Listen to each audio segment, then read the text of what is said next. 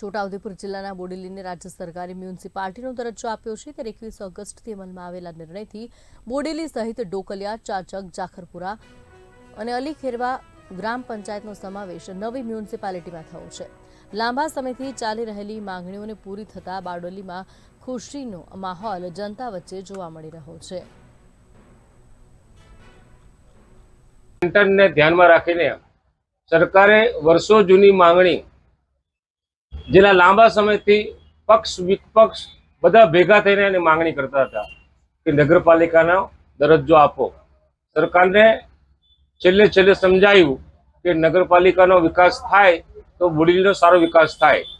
આ એક હબ છે છોટાઉદેપુર જિલ્લાનું અને એમાં બધી જાતની કચેરીઓ આવેલી છે, દરેક જાતના ધંધાઓ આવેલા છે, વેપારીઓ પણ આવેલા છે, કચેરીઓ આવેલી છે, પ્રજાને પણ સગવડતા મળી રહે અને એટલા માટે નગરપાલિકાની જાહેરાત થઈ છે। એ સરકારની આ જે વાત જાહેર થઈ છે એને બિરદાવું છું। એટલા બોડેલી નગરપાલિકાની જાહેરાત ગુજરાત સરકારશ્રીએ કરી આજરોજ જાહેરનામું ધ્યાન પર આવ્યું મારા। અમારી 2007ની આ મોમેન્ટ હતી નગરપાલિકા કરવા માટેની, એનું 18 વર્ષ પછી રિઝલ્ટ મળ્યું। 2025માં બોડેલી નગરપાલિકા બની। ગુજરાત સરકારને ધન્યવાદ। ભૂતકાળમાં તત્કાલીન મુખ્યમંત્રી શ્રી નરેન્દ્રભાઈ મોદી, શહેરી વિકાસ મંત્રી પૂર્વ આઈ.કે. જાડેજા આ બધાને મળતા હતા, પૂર્વ રાજ્યપાલ કમલા બેનિવાલજી।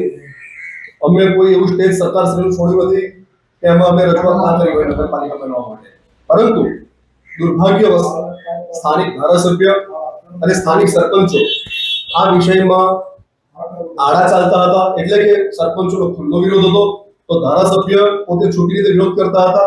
પરંતુ લેટ્સ ગો, આજે નગરપાલિકા જાહેર થતા નગરપાલિકાના વિષયમાં જે લોકોએ વિરોધ કર્યો છે એમનો પણ આજે ખૂબ ખૂબ આભાર।